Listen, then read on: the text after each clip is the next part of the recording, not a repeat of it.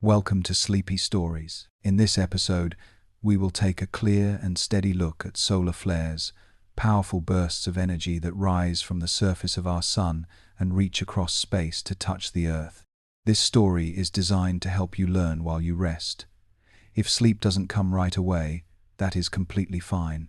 You can still enjoy learning interesting scientific facts before sleep.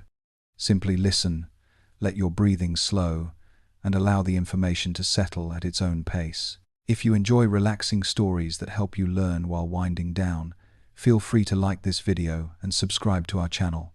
It helps us continue sharing gentle knowledge with curious minds like yours. We orbit an ordinary star, a glowing ball of gas that hangs in the center of our solar system. Yet, within its steady light lies a restlessness. Beneath the calm brightness that falls across your skin each day, the sun is alive with motion, tension, and sudden release. It is not solid, like the ground beneath your feet, nor is it quiet, though its sounds cannot be heard. The sun is a sphere of plasma, electrically charged gas, shaped by invisible forces that bend and twist and flare. From the distance of space, the sun appears stable, unwavering. But telescopes tuned to ultraviolet or X-rays tell a different story. Loops of glowing plasma arc into the sky and collapse. Jets of light flash from its surface without warning. These are solar flares, sudden eruptions of electromagnetic energy flung outward at the speed of light. Some are brief and harmless. Others are strong enough to disturb satellites, disrupt radio communications, and light up the skies with auroras. Unlike storms on Earth, solar flares are not made of wind or rain. They are made of light, bursts of radiation, emerging from the sun's tangled magnetic fields. These fields rise and fall, pull and snap, until the stress becomes too much. Then, in a fraction of a second, that stored energy is released. A flare is born. The flash may last minutes, but the effects can travel across the solar system. And yet, from here, it is all silent. There is no sound in space, no thunder from these radiant storms. If a flare erupts while you are looking up at the sky, you will see no change. The sky does not darken, the wind does not stir. But in the space between planets, energy has been released. It moves outward in every direction, unseen, but measurable, passing over spacecraft, tickling the edges of Earth's magnetic field, touching even the uppermost layers of our atmosphere. Long before we had instruments to see them, the sun's flares were shaping the environment around our planet. Some left no trace. Others sent waves of particles that charged the skies and danced as lights near the poles. Today, we watch for these events constantly. Orbiting satellites record the sun's radiation. Scientists study its cycles. Engineers prepare for the next burst. And still, the sun continues, flaring, resting, flaring again. This is the story we will follow tonight. A quiet story about explosive things, a tale of heat and light, told at a distance. We will explore what solar flares are, how they form, where they come from, and how they travel. We will learn how they affect our technologies, our skies, and even our sleep. But we will do so slowly, calmly, without rush, because the sun's rhythms are ancient. They do not hurry, and tonight, neither will we. Just as the Earth turns gently in the sun's light, allow your thoughts to move without pressure. There is no urgency here, just the steady unfolding of knowledge and the quiet comfort of a star whose storms glow in silence. A solar flare is one of the most intense expressions of the sun's restless energy. Though often invisible to the naked eye, a flare represents a sudden and powerful burst of electromagnetic radiation. It erupts from the sun's atmosphere, most commonly from the regions near dark, magnetically active sunspots. In the span of just minutes, the sun releases as much energy as billions of hydrogen bombs, flinging high-energy light and particles outward in all directions. But what exactly is a flare? It is not an explosion in the traditional sense. There is no combustion, no shock wave sweeping through gas. Instead, it is a release of stored magnetic tension. The sun's surface, though it seems smooth from afar, is a churning sea of electrically charged plasma. Within that plasma, invisible magnetic field lines loop, twist, and intertwine. When these lines become too tangled, they snap and reconnect in new configurations, releasing built-up energy in a burst of light and radiation. This burst includes many types of electromagnetic waves: radio waves, microwaves, infrared, visible light, ultraviolet, X-rays, and even gamma rays are all released in varying amounts. These waves travel through the vacuum of space at light speed. That means the radiation from a solar flare reaches Earth in just over 8 minutes, the same time it takes for ordinary sunlight to arrive. However, while sunlight provides warmth and visibility, a solar flare adds an edge. High-energy photons that can disturb satellites, interfere with radio signals, and ionize the upper atmosphere.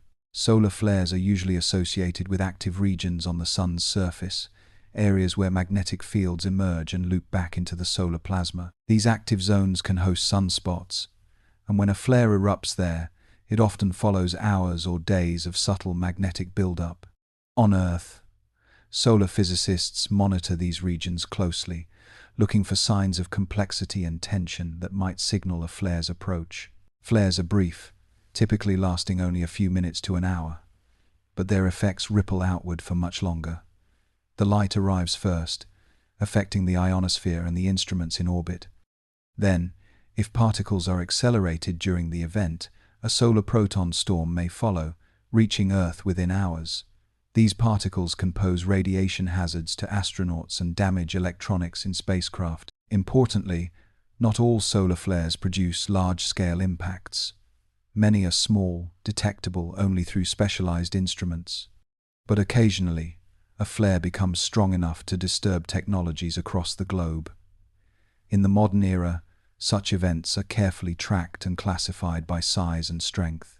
To measure solar flares, scientists use instruments aboard geostationary satellites like NOAA's GOES series. These detectors continuously measure the sun's X-ray output, recording spikes in intensity that indicate flare activity. The scale is logarithmic, meaning a small increase in classification reflects a significant rise in power, something we'll explore in more detail later. The science of solar flares is still evolving. While we understand their general cause, the release of magnetic energy, the precise conditions that lead to the largest flares remain unpredictable. Solar physicists use magnetograms, ultraviolet images, and mathematical models to improve forecasts, but the sun still holds many of its secrets tightly. What is certain is this: solar flares are natural, frequent, and part of the sun's life cycle. They are not signs of instability, but of vitality.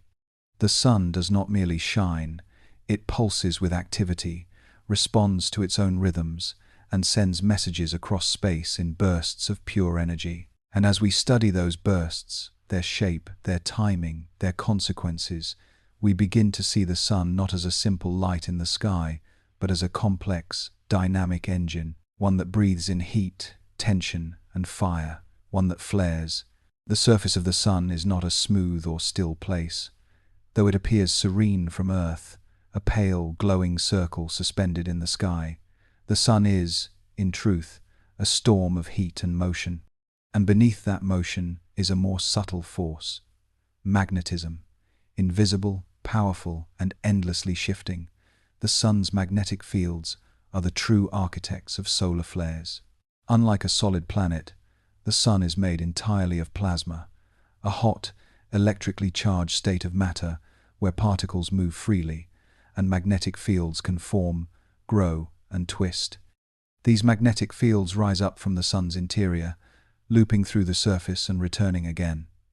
They curve like giant arches above sunspots and stretch far into the outer solar atmosphere. But these loops are not fixed. They move, stretch, and bend as the plasma churns. The sun's rotation adds to this complexity. Because it's a gas, the sun does not spin as a solid body. Its equator rotates faster than its poles, a phenomenon called differential rotation. Over time, this causes magnetic field lines to become distorted, like strands of thread wound tighter and tighter around a sphere. As they tangle and twist, tension builds within them. That tension stores energy, and when that energy exceeds a critical limit, the field lines can suddenly break and reconnect in a new configuration. This process, known as magnetic reconnection, is the engine behind every solar flare. It transforms the energy stored in magnetic fields into heat, light, and accelerated particles, all in a matter of seconds. The flare that results can erupt with enormous intensity, releasing the energy equivalent of millions of nuclear bombs. To grasp this process, imagine magnetic fields as stretched rubber bands embedded in plasma. As the sun turns and convects, it pulls on those bands. Some become so stretched that they snap. When they reconnect, the surrounding plasma is violently shaken. That shake ripples outward as a flare. This chaotic behavior is not confined to the sun's surface. It happens in its outer atmosphere, or corona, a region of superheated plasma where magnetic fields can loop and twist far beyond the visible disk. There, flares can grow into massive eruptions, sending bursts of radiation and charged particles across the solar system. The corona, though thinner than the lower layers, is where the sun's magnetic architecture reaches its most elaborate forms and where some of its greatest disturbances begin. Sunspots are a key signal that magnetic chaos is building. These dark patches on the surface are cooler regions where magnetic fields push up through the photosphere, suppressing heat from below. Around sunspots, magnetic loops often become highly concentrated, increasing the likelihood of reconnection. Scientists watch these regions carefully, tracking how the fields evolve over time. When the patterns become too twisted or complex, the chances of a flare increase. What makes all of this more remarkable is the scale at which it occurs. These loops of magnetism can span tens of thousands of kilometers. A flare's flash may last only a few minutes, but the build-up that leads to it can take days or even weeks. And although these processes happen more than 100 million kilometers away, their effects can be felt here on Earth, sometimes disrupting systems we rely on every day. At its core, a solar flare is a magnetic event. It is not caused by fire or combustion, but by lines of invisible force, rearranging themselves with explosive efficiency. It is nature's quiet example of how order can unravel, and how energy, when pushed too far, will find a way to escape. The sun is often called stable, and in many ways, it is. But within that stability lies motion, endless, slow, turbulent motion, and within that motion lies magnetism. The force that gives the sun its shape, its rhythms, and its storms. To understand where solar flares arise, we must first examine the layered structure of the sun's atmosphere. Though it may look like a single glowing surface from Earth, the sun is made up of distinct zones, each with its own temperature, density, and behavior. It is within these layers that flares ignite. Starting from the surface outward, the sun's atmosphere consists of three main regions: the photosphere, the chromosphere, and the corona.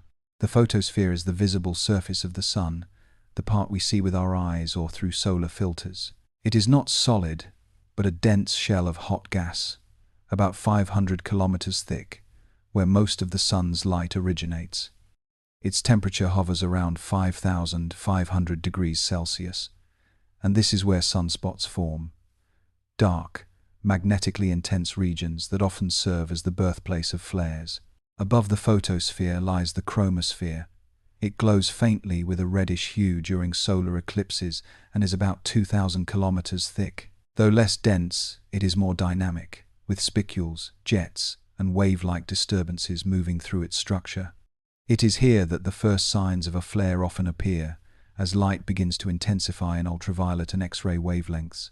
Then comes the corona, the outermost layer of the sun's atmosphere, extending millions of kilometers into space. The corona is paradoxical. Despite being farther from the sun's core, it is much hotter, with temperatures reaching over 1,000,000 degrees Celsius. This extreme heat is still not fully understood, but it is intimately tied to the sun's magnetic field. The corona is the true stage for the most powerful flares and the enormous loops of plasma that rise and collapse with magnetic tension. Flares can span all three layers. Their initial energy release occurs in the lower corona or upper chromosphere, where magnetic field lines become unstable and reconnect. As energy floods the area, the surrounding plasma is heated, and particles are accelerated to near light speed. Some of that energy is directed downward, slamming into the denser chromosphere and photosphere, causing them to radiate intensely. Other parts of the energy shoot outward, escaping the sun entirely. In ultraviolet and X-ray images captured by satellites like SDO and SOHO, solar flares appear as sudden brightenings along magnetic loops. These loops can reach heights taller than Earth's diameter. The regions where they erupt are often complex, with opposing magnetic fields locked in tight configurations, waiting for a release. The exact location where a flare begins can shift depending on the magnetic structure of the region. In simpler flare events, the magnetic lines may reconnect close to the photosphere, creating smaller and less energetic flares. In more complex regions, reconnection occurs higher in the corona, triggering powerful bursts that can radiate energy across the electromagnetic spectrum and sometimes initiate a coronal mass ejection. What's remarkable is that all of this activity, this vast, hot, layered motion, exists within a space we rarely think about. The solar atmosphere is not something we can touch, but it is vital to everything that happens beyond the surface. It is the zone where energy builds, where magnetic structures emerge, and where flares, silent yet powerful, ignite. Each flare is shaped by its environment. The density of the gas, the intensity of the magnetic field, and the structure of the surrounding loops all influence how the energy is released. No two flares are exactly alike, because no two magnetic environments are identical. The sun's atmosphere is a place of thin air and fierce tension. It is not quiet, even if its sound cannot reach us. It is constantly in motion, stretched by forces we are only beginning to fully measure. And from that motion, solar flares are born, light from a star, tearing loose from its magnetic threads. At the heart of every solar flare lies a process known as magnetic reconnection.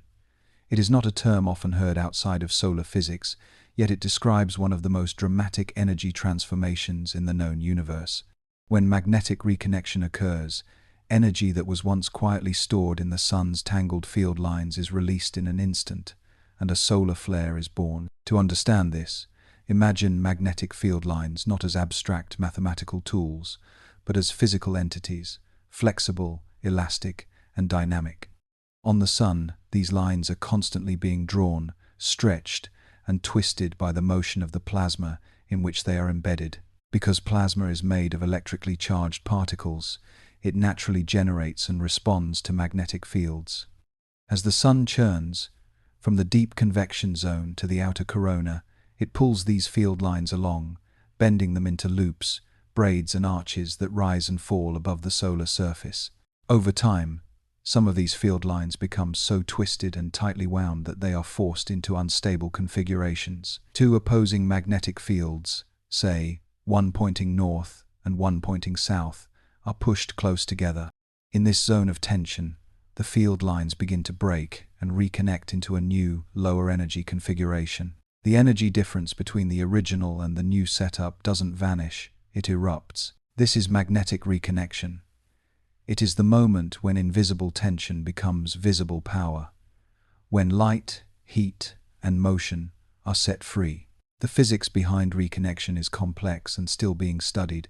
It involves highly conductive plasma, sharp gradients in magnetic orientation, and the rapid rearrangement of electrical currents.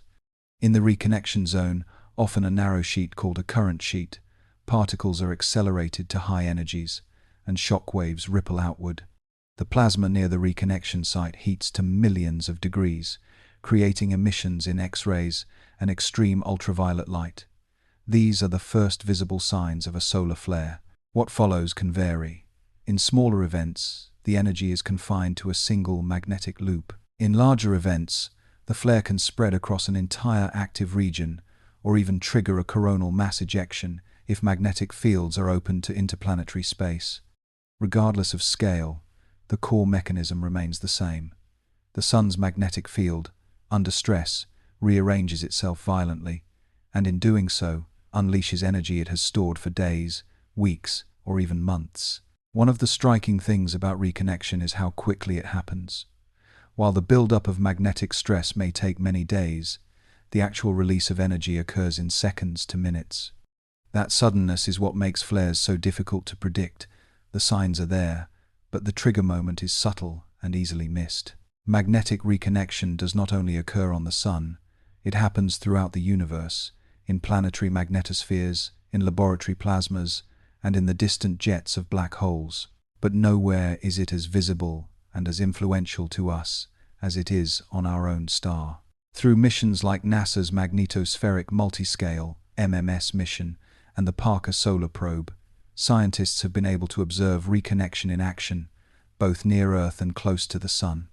These observations help refine models and deepen our understanding of how energy moves through space, quietly accumulating, then suddenly set free.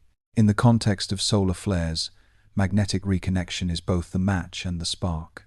It is the unseen threshold where the Sun's interior strain turns outward, shaping the space around it. Without combustion or impact, it alters environments across millions of kilometers.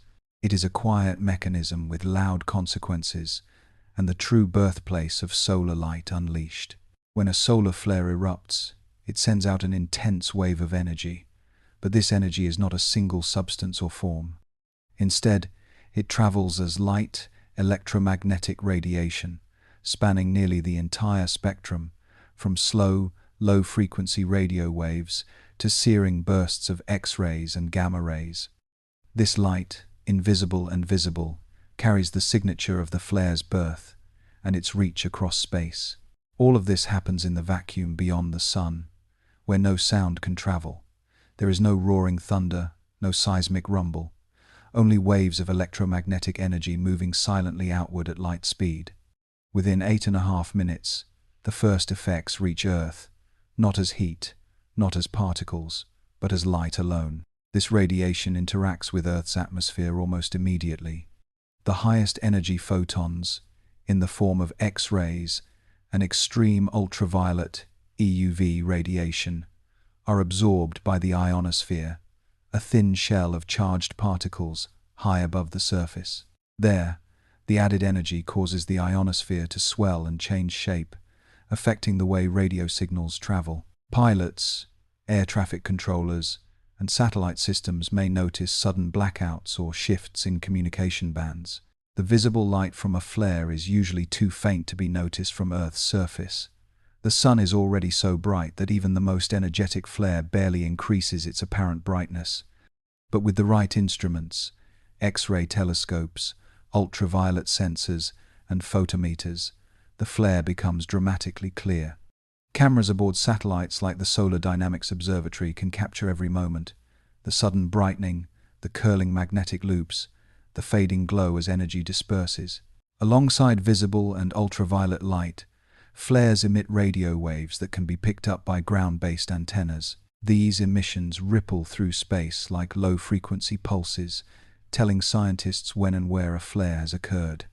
Even microwaves, which are a form of light too long to see, are produced during certain flares, a signal of electrons spiraling in magnetic fields. One of the most remarkable parts of this electromagnetic display is that particles have not yet arrived. The flare's light travels faster than anything else, outrunning solar wind, shock fronts, and proton storms.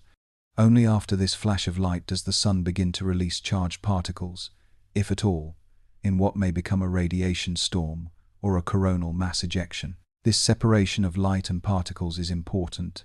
It gives us time. That early burst of X-rays can serve as a warning. Satellites detect the flare and send alerts to Earth. Operators take protective measures. Astronauts shift schedules. Aircraft avoid polar routes. All of this begins not with impact, but with photons. And even here on the ground, in our homes and cities, the upper atmosphere responds. Invisible layers move. Ions shift. The edge of the planet swells upward ever so slightly, touched by light that began its journey moments ago on the surface of a star. In this way, the Sun reaches us, not just with heat and daylight, but with messages carried on waves of light. These pulses arrive during the day, of course, but they also pass overhead at night. While you rest, while your breathing slows, while sleep begins to settle over your thoughts, flares may bloom silently above. The effects of a flare on the ionosphere continue long after the light has faded. As your body drifts into deeper rest, the upper atmosphere gradually returns to its calmer state. The disturbances smooth out. The layers contract. Quiet returns, both in the air above and within your own body. There is something comforting in knowing that this exchange between star and planet continues whether we are awake or asleep. It does not require our attention. It does not ask for permission. It simply happens. Light travels, energy arrives, and the world turns gently beneath it. To understand when and why solar flares occur, scientists turn their attention to a seemingly simple feature of the sun's surface: sunspots. These darkened patches, often larger than Earth itself, are temporary regions of intense magnetic activity. They look cool and calm, but beneath their shadow lies magnetic tension that can erupt into flares with little warning. Sunspots are not actually cold. They are simply cooler than the surrounding surface. While the photosphere glows at about 5,500 degrees Celsius, sunspots are a few thousand degrees cooler. The difference in temperature causes them to appear darker against the brighter solar background. These spots form when magnetic fields well up from the sun's interior and suppress the upward flow of hot plasma, creating localized cooling. But more than just visual curiosities, sunspots are the seeds of solar flares. Flares tend to erupt near sunspot regions, especially where opposite magnetic polarities lie close together, forming what scientists call a magnetic neutral line. As the fields twist and grow more complex, the likelihood of a flare increases. The number, size, and complexity of sunspot groups all serve as indicators of flare potential. The number of sunspots is not constant. It rises and falls in a regular rhythm known as the solar cycle, which lasts about 11 years. During solar maximum, sunspot counts peak, and solar activity is high. Flares and coronal mass ejections become more frequent. During solar minimum, sunspots may disappear entirely for weeks or months, and the sun enters a quieter phase. This cycle is one of the most important tools scientists use to anticipate overall flare activity. Each solar cycle is numbered and tracked. Since systematic observations began, we've recorded 25 complete cycles. Some are mild, with relatively few large flares. Others, like cycle 19 inches, the mid-20th century, have unleashed powerful storms that reached Earth and disrupted communications. We are currently in solar cycle 25, and as it moves toward its peak, solar flare frequency is expected to rise accordingly. The mechanisms behind the solar cycle are linked to the sun's magnetic dynamo, a complex process that converts kinetic energy from convective plasma motions into magnetic fields. As the sun rotates and convects, its internal magnetic field becomes distorted and twisted, eventually reversing polarity about every 11 years. This magnetic reset is what drives the observable cycle of sunspots and flares. The idea that a star follows a predictable rhythm might seem surprising. But solar cycles are not only measurable, they leave visible signs across history. Ancient Chinese and Babylonian astronomers recorded sunspot sightings.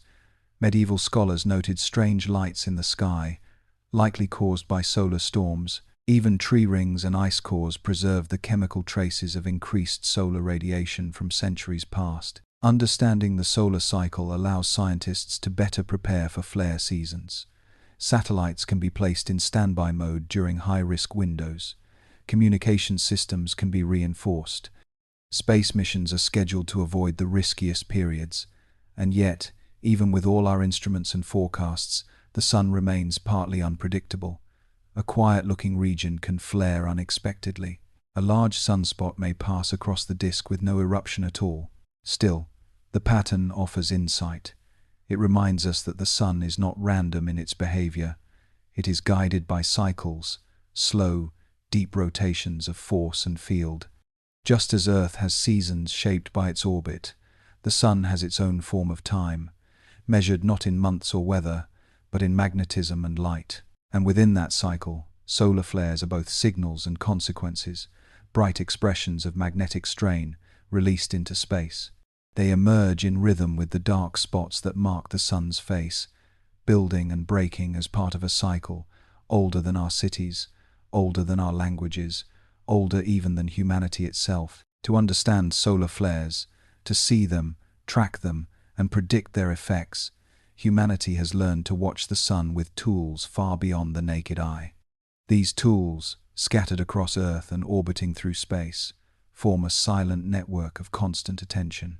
Day and night, they monitor the sun's changing face, collecting data in wavelengths we cannot see, from ultraviolet to X-rays and beyond. One of the most important missions in solar observation is NASA's Solar Dynamics Observatory, SDO. Launched in 2010, SDO orbits Earth in a geosynchronous path, capturing high-resolution images of the sun every few seconds. It observes the solar disk in multiple wavelengths simultaneously, allowing scientists to study flares, sunspots, and coronal loops in stunning detail. It reveals what our eyes cannot: the ever-changing magnetic geometry of the sun's surface and atmosphere. Before SDO came SOHO, the Solar and Heliospheric Observatory, a joint mission by NASA and the European Space Agency. SOHO has been watching the sun since the 1990 seconds, positioned at the L1 Lagrange point, a gravitational balance point between Earth and the sun. From there, it has a constant, uninterrupted view of the sun. Its coronagraphs allow scientists to block out the bright surface and study the faint corona, where many flares and CMEs take shape. Other spacecraft, like the Stereo mission, a pair of satellites launched to orbit the sun from different angles, have given us our first true three-dimensional views of solar events. By observing flares from different vantage points, scientists can calculate their structure and speed in space. These perspectives are critical for determining whether a flare or CME is directed toward Earth or elsewhere in the solar system. More recently, the Parker Solar Probe has begun to approach the sun closer than any other spacecraft in history. Using a heat shield capable of withstanding temperatures of nearly 1,400 degrees Celsius, Parker dives into the corona itself, measuring magnetic fields, charged particles, and waves within the solar wind. While it doesn't carry cameras to capture flares visually, it provides the closest ever in situ data on the conditions surrounding flare eruptions.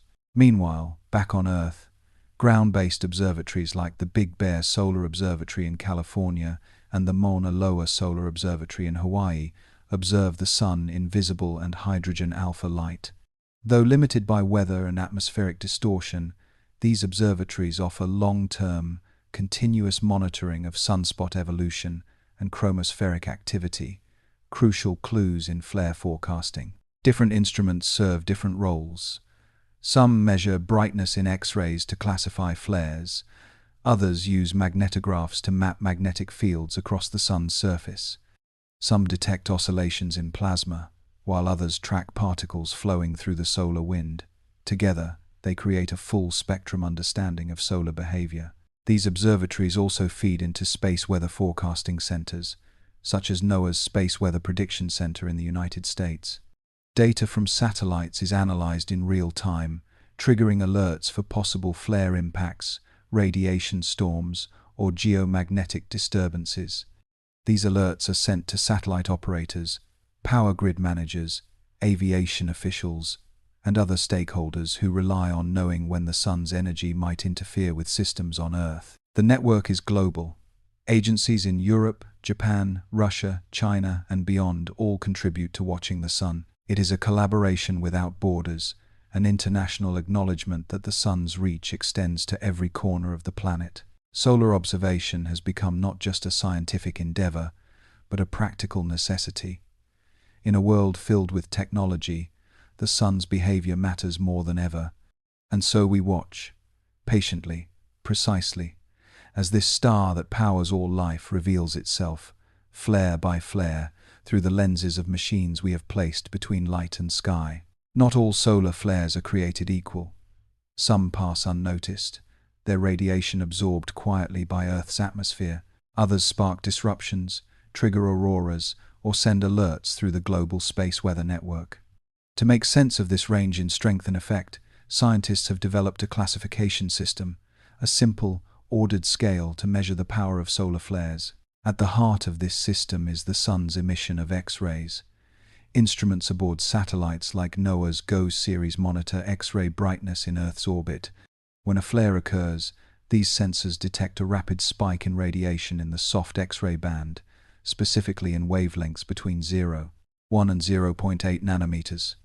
Based on this X-ray intensity, flares are placed into one of 5 lettered categories: A, B, C, M, or X. Each category represents a 10-fold increase in peak X-ray flux. A-class flares are the weakest, almost always undetectable without specialized instruments. B-class and class flares are still relatively minor, though class flares may cause slight effects on Earth's upper atmosphere. M-class flares are moderate and can cause short-lived radio blackouts at high latitudes. X-class flares are the most powerful, capable of disrupting satellites, affecting global communications, and damaging electrical systems. Within each letter class, flares are further graded, with a number from 1 to 9 and sometimes beyond. For example, an M2.0 flare is twice as strong as an M1.0, but 10 times weaker than an X1.0. When an X-class flare exceeds X9.9, it continues numerically, such as X17 or X28, both of which have occurred in recent decades and caused notable disturbances on Earth.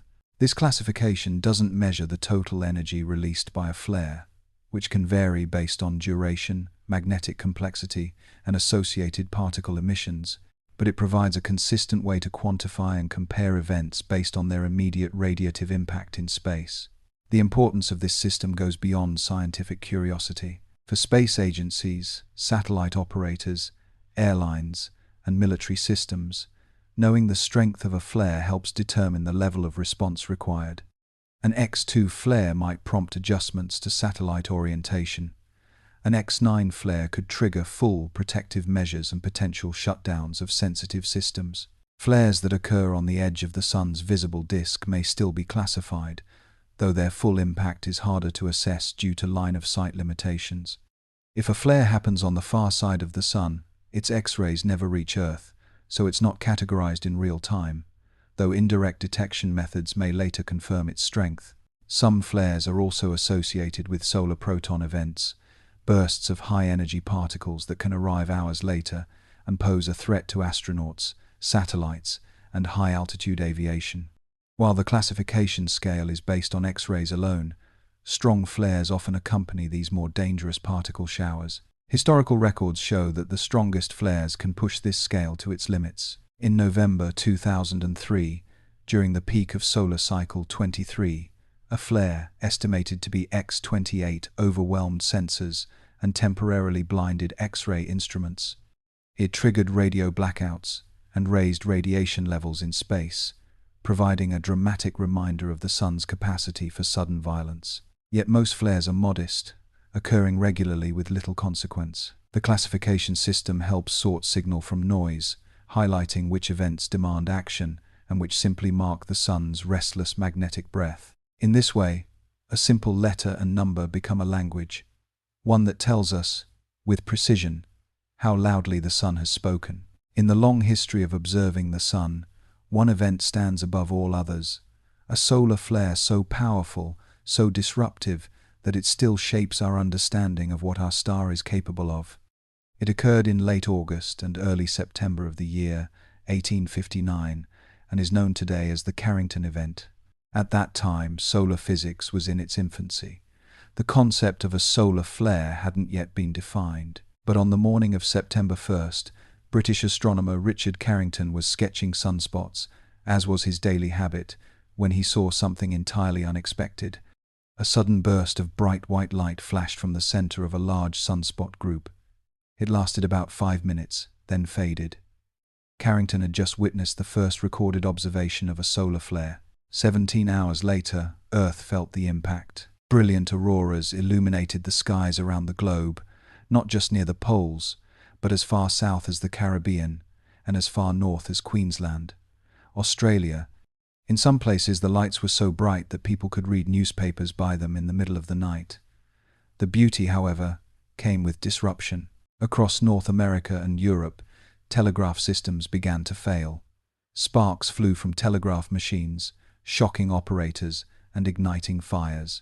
Some systems continued to work even after being disconnected from their power supplies, fueled solely by induced currents from the geomagnetic storm.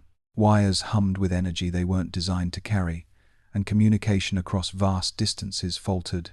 Though the language of space weather had yet to be developed, scientists and engineers quickly understood that something immense had happened, and that it had come from the sun.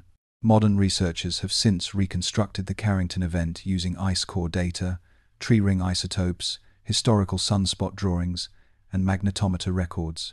They believe the flare was part of a massive coronal mass ejection, or CME, that traveled from the sun to Earth in an astonishing 17 hours, a journey that usually takes 2 to 4 days. This means the particles were accelerated to unusually high speeds, indicating an extremely energetic explosion at the solar surface. If a flare and CME of that magnitude were to strike Earth today, the consequences would be far more severe.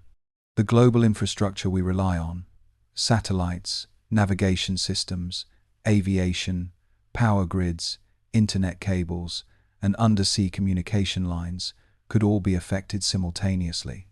Power outages could span continents, satellites could be disabled or lost, communications could be severely disrupted for hours or even days. The Carrington event serves as a benchmark, a worst-case scenario by which all other flares are measured. While smaller events occur regularly, the memory of 1859 reminds scientists that the sun is capable of rare and dramatic outbursts that test the limits of our preparedness. Since then, other powerful flares have been observed, including an X-28 class flare in 2003 and a near-miss CME in 2012 that passed through Earth's orbit just days after our planet had moved past. Had that 2012 eruption arrived earlier, it may have rivaled or even exceeded the Carrington event's impact. But it was Carrington's quiet sketch, drawn through the eyepiece of a telescope over 160 years ago, that opened the door. His observation marked the beginning of solar flare science, a recognition that the sun is not only a giver of light, but also a source of sudden force. Today, the Carrington event is not just a memory, it is a reference point, a signal from the past, and a warning from a star that flares not with malice, but with magnetic inevitability. When discussing solar activity, the terms solar flare and coronal mass ejection, or CME, are often mentioned together, sometimes interchangeably.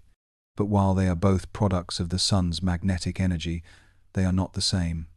Understanding their differences is essential to grasping how solar storms affect Earth. A solar flare is a sudden, intense burst of electromagnetic radiation. It arises from the rapid release of energy caused by magnetic reconnection in the sun's atmosphere. This energy is emitted in the form of light across the electromagnetic spectrum, including visible light, ultraviolet, X-rays, and sometimes gamma rays. The radiation from a flare travels at the speed of light, reaching Earth in about 8 minutes. Its effects on Earth are immediate and mostly atmospheric, disturbing the ionosphere and affecting radio communications, satellite sensors, and high-frequency signals. A coronal mass ejection, by contrast, is a massive cloud of plasma and embedded magnetic fields hurled into space. A CME involves the actual expulsion of charged particles, mostly protons and electrons, as well as the magnetic field lines that trap them. While flares are energetic flashes, CMEs are physical ejections of solar matter.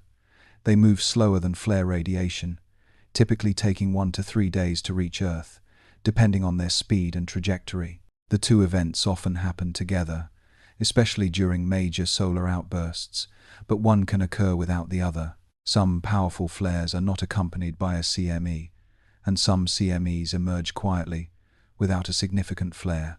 Their relationship is complex and depends on the structure of the sun's magnetic fields at the time of eruption. Think of it this way. A solar flare is a flash of lightning, while a CME is the rolling thunderstorm that follows. One is bright and immediate, the other is massive and slower, but can be far more disruptive to technology and infrastructure if it strikes Earth. From a practical standpoint, both phenomena are monitored closely. Flares alert us to disturbances in radiation and the possibility of incoming energetic particles. CMEs are tracked using coronagraphs, instruments that block the sun's main light to view the outer corona, capturing images of expanding clouds of plasma as they move into space. If a CME is Earth-directed, it can compress the magnetosphere, generate geomagnetic storms, and induce electric currents in power grids and pipelines. It can also enhance auroras, making them visible much farther from the poles than usual. These geomagnetic disturbances can disrupt GPS signals, interfere with satellite orientation, and in extreme cases, cause voltage instability or blackouts on Earth. Solar flares, on the other hand, are primarily responsible for radio blackouts, especially in the high-frequency HF bands used by aircraft and maritime communications. They can also degrade satellite imaging and cause increased drag on spacecraft due to heating and expansion of Earth's upper atmosphere. The detection and analysis of both flares and CMEs are essential parts of space weather forecasting.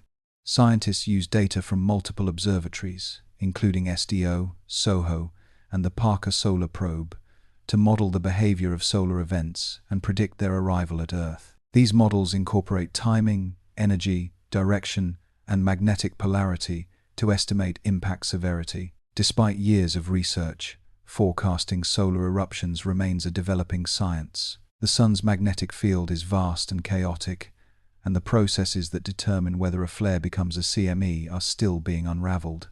Yet the distinction remains useful. A flare tells us the sun has released energy. A CME tells us that mass is moving. When they arrive together, they present a 1-to-2 punch, radiation first, then particles, challenging both technology and the systems that sustain modern life. Solar flares are vast, silent bursts of energy, but their reach extends far beyond space and satellites. For astronauts, and in subtle ways even for people on Earth, solar flares touch biology. Not with visible force, but through quiet interactions with radiation, magnetism, and the body's rhythms. In space, outside of Earth's protective magnetic shield, the effects are more direct. When a solar flare occurs, especially one accompanied by energetic particles, astronauts can experience sudden increases in radiation exposure.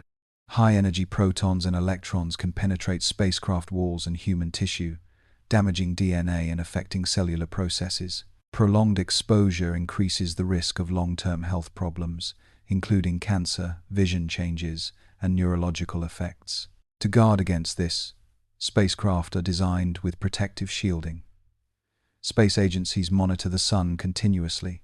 When a major flare or particle storm is detected, astronauts on the International Space Station may be instructed to move into more shielded areas, suspending spacewalks and high-radiation experiments until conditions stabilize.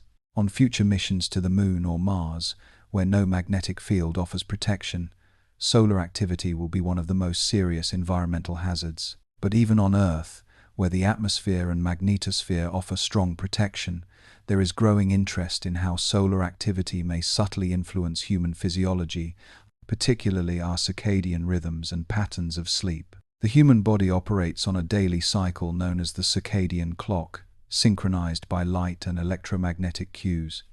Some studies have suggested that fluctuations in geomagnetic activity, often triggered by solar flares or CMEs, may have correlations with changes in sleep quality, mood, and heart rate variability. These effects are not always consistent, and the mechanisms remain uncertain. Still, a growing number of researchers are exploring whether Earth's interaction with solar radiation has a quiet physiological influence, especially in sensitive individuals. Melatonin, a hormone closely tied to sleep regulation, is one area of interest. Its production is influenced by light exposure and may also respond, indirectly, to geomagnetic conditions. While most people are unlikely to notice any change during a flare event, sensitive individuals, or those in environments with altered electromagnetic exposure, may experience shifts in how easily they fall asleep, how long they stay asleep, or how restful that sleep feels. In aviation, particularly on polar flight routes, high-altitude crews are exposed to elevated levels of cosmic radiation. During strong flare events, Flights may be rerouted to lower altitudes or different paths to reduce exposure, which can affect sleep cycles for pilots and passengers alike due to delays, detours, or changes in cabin pressure and light conditions. For satellites, the stakes are different, but the patterns echo the theme of sleep. Many spacecraft are programmed to enter a safe mode during strong solar activity, suspending non-essential functions to protect sensitive instruments. In a way, they rest through the storm, waking only once the radiation has passed. And so, solar flares, though light-speed fast and electrically charged, reveal themselves slowly through systems large and small. In orbit, they trigger alarms. In the atmosphere, they ripple through airwaves. And here, at the surface, as we lie in bed or drift between thoughts, they may touch our rest in ways science is only beginning to trace. If you are resting now, know that the world turns quietly under a protective shell of atmosphere and field. Above that shell, light from the sun may shimmer and shift. But down here, you are surrounded by calm. The radiation has been absorbed, the signals buffered, the magnetic field at work. The sun is active, always. But your body is allowed to rest. Of all the effects solar flares can trigger on Earth, none are as visible or as mesmerizing as auroras. These shimmering curtains of light, often glowing green but occasionally painted with red, violet, or blue, are the most beautiful expression of solar disturbance. They dance silently near the magnetic poles, yet their journey begins over 100 million kilometers away, born from magnetic storms on the surface of the sun. When a solar flare erupts, especially one accompanied by a coronal mass ejection, it can release a wave of charged particles into the solar wind. These particles, mainly electrons and protons, travel outward through the solar system, and if Earth lies in their path, they encounter the planet's magnetic field. Earth's magnetosphere captures many of these particles and funnels them toward the polar regions, following the natural lines of magnetic force that arc from pole to pole. As the particles descend into the upper layers of the atmosphere, they begin to collide with molecules of oxygen and nitrogen. These collisions transfer energy, exciting the atmospheric atoms and pushing them into a higher energy state. When these atoms return to normal, they release that energy as light. The color of this light depends on the type of atom involved and the altitude at which the collision occurs. Oxygen, when struck between 100 and 300 kilometers above the surface, produces the familiar green glow seen in most auroras. At even higher altitudes, oxygen can emit a deep red light. Nitrogen, depending on its energy state and location, may give off purple or blue tones. Although auroras are usually confined to regions near the poles, in a band called the auroral oval, strong geomagnetic storms can push them much farther from their usual range.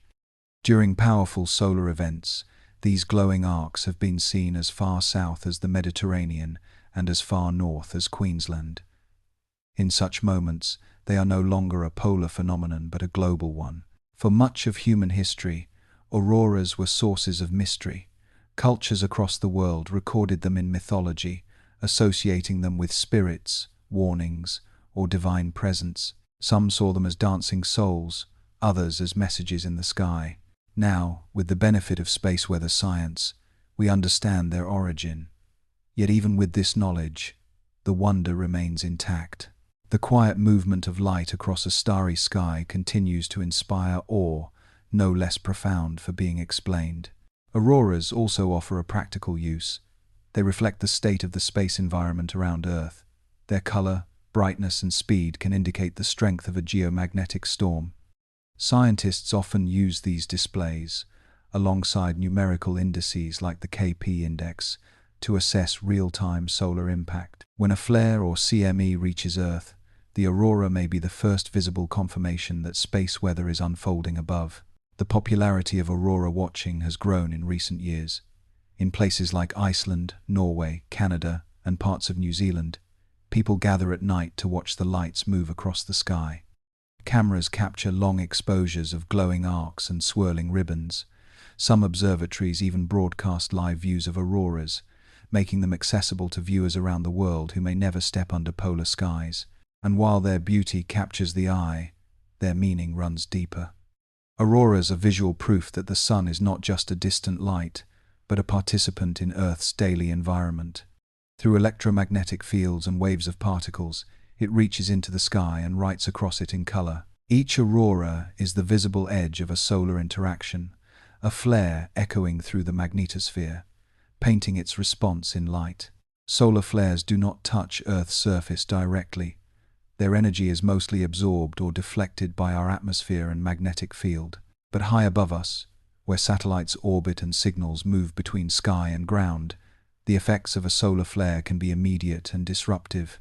What begins as a flicker of light on the sun can ripple through the systems that modern civilization depends on: communications, navigation, observation, and control. Satellites operate in a fragile environment. While they may seem distant and untouchable, most orbit within or near the upper edge of Earth's atmosphere, where the boundaries between Earth's magnetic protection and the vacuum of space begin to blur. When a solar flare occurs, especially one of medium or high intensity, it sends bursts of X-rays and ultraviolet radiation racing toward Earth. This radiation reaches the upper atmosphere in minutes, where it causes the ionosphere, a layer of charged particles, to expand and change. This sudden expansion alters the way radio waves move through the atmosphere. High-frequency signals can bend, scatter, or vanish altogether. For systems that rely on consistent signal paths, such as GPS, satellite communications, and aviation radar, these distortions can cause delays, inaccuracies, or full outages. Aircraft flying at high latitudes are especially vulnerable, since the magnetic field lines that guide solar particles converge near the poles, focusing the flare's effects in those regions. At the same time, satellites in orbit may experience direct exposure to the energetic particles that often follow a flare. These particles can build up charge on satellite surfaces, creating the risk of electrical discharge or sparks between components. Even a small spark inside a satellite circuitry can cause temporary malfunctions or permanent damage. In some cases, solar flares have led to memory corruption in onboard computers, degraded sensors, or changes in orbital dynamics due to increased atmospheric drag. During intense flare activity, the upper atmosphere heats and swells. Though the effect is subtle, it increases the amount of air resistance acting on low Earth orbit satellites. This drag can cause satellites to lose altitude and alter their expected paths. Small changes in trajectory may accumulate over time, requiring corrective maneuvers to avoid orbital decay or unintended collisions. Navigation systems also suffer. The global positioning system, used by smartphones, aircraft, ships, and autonomous vehicles, relies on extremely precise timing signals sent from satellites to receivers on the ground. Solar flares can disrupt these signals by introducing sudden ionospheric shifts. A delay of just a few milliseconds in signal transmission can result in errors of several meters in location tracking. For routine navigation, this may not be noticeable. But for applications requiring high precision, such as aircraft landing systems, earthquake monitoring, or survey mapping, even a small loss of accuracy can be problematic. Solar flare impacts are not constant. They depend on flare intensity, the configuration of Earth's magnetic field at the time, the position of satellites in orbit, and the health of onboard shielding. Still, each flare is a potential test of resilience. Engineers build satellites with protective materials, redundant systems, and automatic safe modes to reduce the risk of failure. Space agencies issue alerts to satellite operators when flare activity is detected, allowing them to delay operations or switch to standby modes. Despite all our precautions, satellites remain exposed. They float in a layer of near space where human effort meets solar energy, a place shaped by both technology and stars. The flare does not strike with fire or sound. It arrives as radiation and field disturbance, quiet but forceful, felt through circuits and signals. In the sky above, where metal orbits and systems whisper through the void, the sun's influence is always present. And with every flare, that influence becomes momentarily louder, not as a roar, but as a ripple in the systems we depend on, reminding us that even the silence of space is filled with motion. Most of the sun's outbursts remain far above our heads, absorbed by atmosphere, or deflected by magnetic shields. But some solar storms do more. When a solar flare is accompanied by a strong coronal mass ejection, and the cloud of charged particles strikes Earth directly, the impact can reach down through layers of air and magnetic field, stirring currents in systems we rely on daily. Among the most vulnerable is something hidden in plain sight: the power grid. When a coronal mass ejection arrives, it compresses Earth's magnetosphere, pushing against our magnetic field and altering its shape. This sudden pressure creates geomagnetic storms, widespread disturbances in Earth's magnetic environment. As the magnetic field shifts, it induces electric currents in long conductors on the ground. High-voltage power lines, pipelines, and railway systems act like antennas, collecting these geomagnetically induced currents, or GICs. Under normal conditions, this interaction is harmless, but during a strong geomagnetic storm, the currents can become large enough to overwhelm transformers, disrupt voltage regulation systems, or trip circuit breakers. These currents enter equipment that was never designed to handle them. In extreme cases, they cause overheating or permanent damage to critical components. The result can be blackouts, not caused by demand or mechanical failure, but by solar activity that began days earlier on the surface of a distant star. One of the most well-known examples of this vulnerability occurred in March of 1989. A powerful solar storm, triggered by a CME, struck Earth and caused a rapid surge of geomagnetic activity. Within 90 seconds, parts of the power grid in the Canadian province of Quebec collapsed. 6 million people were left without electricity for 9 hours. The blackout occurred in the early hours of the morning, and while power was eventually restored, the event revealed a weakness in even well-designed electrical systems. The storm also caused minor disruptions in the United States, damaged transformers, and produced brilliant auroras seen as far south as Texas and Florida. In response, power companies and governments began investing in models to predict and respond to geomagnetic storms. Utilities now monitor space weather forecasts and receive early alerts from agencies like NOAA and the European Space Agency. When a high-risk event is approaching, operators can adjust grid loads, isolate vulnerable equipment, and prepare for potential anomalies. Not all systems are equally vulnerable. Grids at higher latitudes, where Earth's magnetic field lines are more vertical and particles penetrate more easily, tend to experience stronger GIC effects. Regions with long transmission lines, especially those built over conductive rock like granite, can also experience stronger current surges. Aging infrastructure, already stressed by heat, load, or weather, may fail more easily when stressed by geomagnetic activity. To mitigate these risks, engineers have developed grounding techniques, surge protectors, and real-time monitoring systems. Transformers are now being designed with GIC resilience in mind. Some newer systems include sensors that detect abnormal flows and automatically shut down sensitive components before damage occurs. These improvements reduce the risk, but they do not eliminate it. A truly massive solar storm, on the scale of the Carrington event or stronger, could still pose a serious challenge to even the most modern and prepared grids. The connection between the sun and the power that flows through our cities may seem indirect, but it is real. Light that was born in fusion, trapped in magnetic knots, and released in a solar eruption can eventually become a pulse in a transformer, a flicker in a bulb, or the silence of an interrupted signal. What begins in plasma ends in voltage. The lines we hang across continents become silent witnesses to the storm, and in the quiet afterward, as lights return and circuits stabilize, we remember that even distant stars can reach into our homes, not with flame, but with magnetism, crossing space to touch the systems that hold modern life together. As the sun shifts and breathes, it sends out patterns of light and magnetic motion that ripple across the solar system. These changes are not entirely unpredictable. Scientists, engineers, and forecasters have built a global network of instruments and models to monitor solar activity in real time, offering humanity the ability to see, and sometimes to prepare for, the invisible changes that travel between star and planet. Space weather forecasting begins with observation.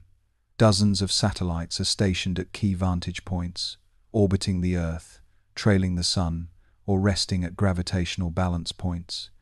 One of the most crucial locations is the L1 Lagrange point, about 1.5 million kilometers from Earth toward the Sun. From here, satellites like the Solar and Heliospheric Observatory and the Deep Space Climate Observatory, DESCOV, have an uninterrupted view of solar activity. They monitor ultraviolet emissions, X-rays, magnetic fields, and solar wind speed. These instruments do not merely take snapshots. They stream a continuous flow of data, feeding it into forecasting centers around the world. In the United States, the Space Weather Prediction Center in Colorado is a central hub. In Europe, ESA's Space Weather Coordination Center performs similar functions. Japan, Russia, China, and other nations also maintain dedicated facilities. Together, these centers form a quiet, cooperative web of awareness, scanning for signs of change in the solar environment. When a solar flare erupts or a coronal mass ejection is detected, algorithms calculate the direction, speed, and energy of the event. If a disturbance appears to be heading toward Earth, alerts are issued to satellite operators, power grid managers, airline services, and space agencies. Depending on the severity of the expected impact, preparations might include reorienting satellites, rerouting flights, delaying launches, or adjusting energy loads on national power systems. Some warnings are measured in minutes. The light from a flare arrives quickly, but the particles and magnetic fields in a CME move more slowly. This gives forecasters a short window, sometimes just 15 to 30 minutes, sometimes several hours, to model the expected effects and issue alerts. These alerts, often color-coded and time-stamped, may go unnoticed by the public, but they ripple through the control centers that guide modern infrastructure. The science behind forecasting is still developing. Solar magnetic fields are complex and dynamic. No two flare events are exactly alike.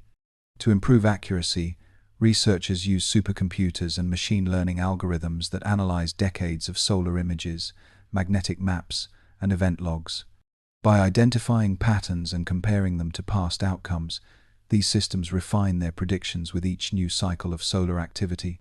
In the future, forecasting will likely become more localized and precise. Missions like the Parker Solar Probe and the European Space Agency's Solar Orbiter are providing close-up views of the Sun's magnetic environment, revealing fine details of how energy builds and releases. These insights will shape better models, improve lead times, and reduce false alarms. And while most people never see these systems at work, they are always watching.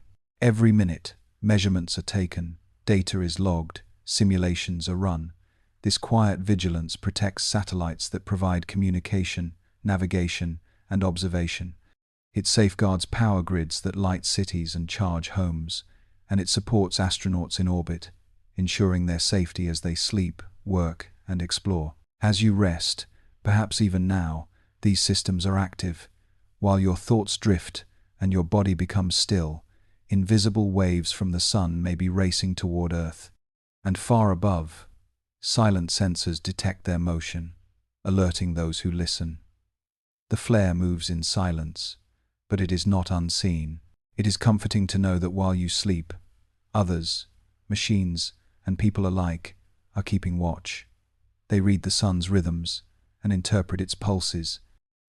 They prepare for what may come, calmly and without drama, so the world below can rest in peace. In the vacuum of space, there is no sound. A solar flare, no matter how violent, erupts in complete silence. The electromagnetic waves it emits, X-rays, ultraviolet light, radio bursts, travel without noise, passing through the quiet of space like signals in a dream. But that does not mean the Sun is without voice. Scientists have discovered that within the Sun's plasma, vibrations move in patterns that can be measured, analyzed, and even translated into sound.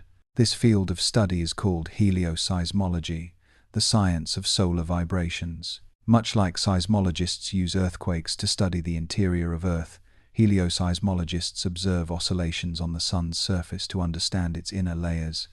These oscillations are caused by pressure waves, ripples that bounce through the Sun's hot plasma, stirred by turbulence, convection, and magnetic activity. The sun is not still. It pulses. It rings like a bell, though no human ear can hear it naturally. When a solar flare occurs, it adds energy to this rhythm. The sudden release of heat and particles disturbs the balance of pressure and magnetic force, sending new ripples through the outer layers of the sun. These ripples are tracked by satellites that measure Doppler shifts in the light coming from the solar surface.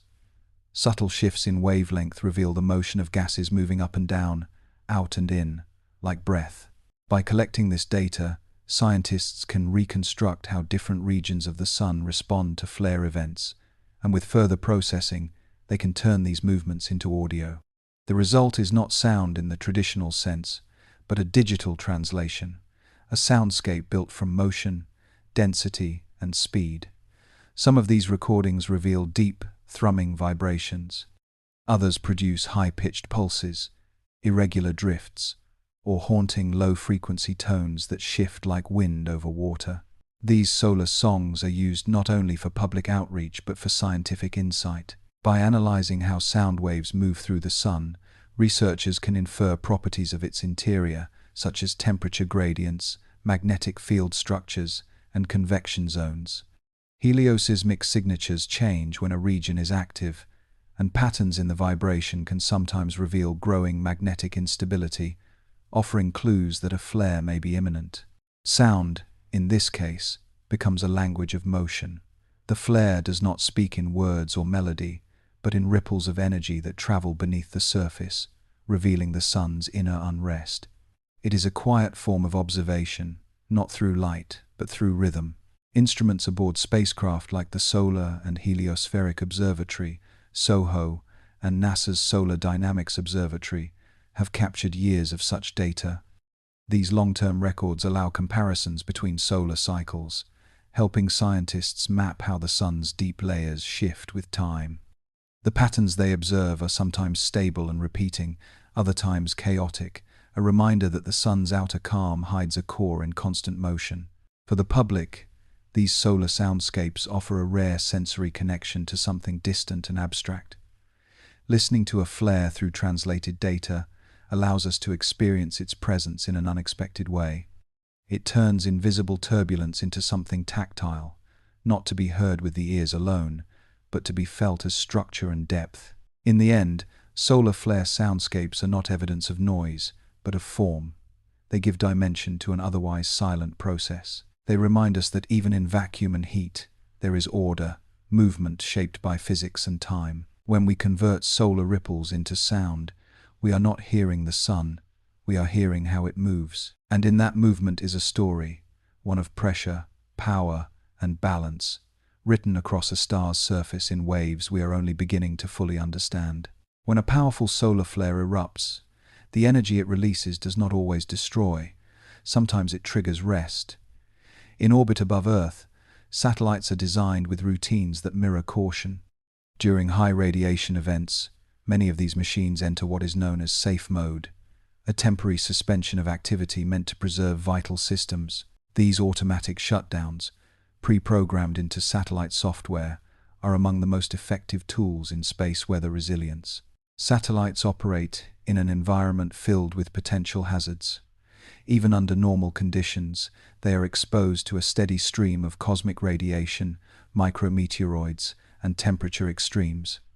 But when a solar flare sends bursts of X-rays, ultraviolet radiation, and sometimes charged particles into near-Earth space, that environment changes rapidly. Sensors on board detect increased fluxes of radiation or electrical anomalies, and in response, the satellite begins a sequence of protective steps. In safe mode, the satellite turns off non-essential instruments. It may rotate to reduce surface exposure or fold in solar panels to protect sensitive joints. Communication systems are often limited to basic telemetry, and data collection is paused until the event subsides. This temporary dormancy prevents short circuits, data corruption, or permanent damage from electrical discharges caused by the flare's radiation. This response is not improvised. It is the result of years of engineering and simulation. Designers anticipate flare events and incorporate layered redundancies. Sensors monitor the space environment, while onboard logic interprets signals and triggers shutdowns when thresholds are passed. Some satellites even receive alerts from Earth-based forecasting centers, allowing mission controllers to manually place them into safe mode in anticipation of incoming solar activity. Space agencies use different protocols depending on satellite type and orbit. Earth-observing satellites, communication arrays, navigation platforms, and scientific probes each have their own tolerances and strategies. Instruments that rely on precise measurements, like optical telescopes or radiation detectors, are particularly sensitive. For them, even brief exposure to heightened radiation can create electronic noise that lingers long after the flare has passed. In geostationary orbit, satellites remain over the same point on Earth, which means they are continuously exposed to solar activity when the sun is in view. These satellites serve critical functions, including television broadcasting, weather monitoring, and global communications. During major flares, ground controllers may choose to reorient or throttle back operations to minimize risk. Low Earth orbit satellites are closer to the upper atmosphere, where effects of solar flares can be magnified by atmospheric expansion. Increased drag may alter their orbits slightly, which can disrupt timing for positioning and data transmission. Space debris tracking also becomes more complicated, as thousands of objects adjust subtly to new orbital paths. Scientific missions like the Hubble Space Telescope or the James Webb Space Telescope are built with extreme precision. Flares do not just pose a threat to electronics, they also interfere with data quality. Observations during high radiation intervals may be discarded due to contamination by solar noise. For these missions, entering safe mode is not only protective, but necessary to maintain the integrity of their research. There is also an operational rhythm to recovery. Once radiation levels drop and solar activity quiets, satellites transition out of safe mode. Systems are reactivated, data collection resumes, and any errors are reviewed by mission control teams. This return to full function is carefully monitored to ensure no lasting damage was sustained. Through these actions, satellites exhibit a kind of reactive intelligence. They do not resist the sun's energy, they yield.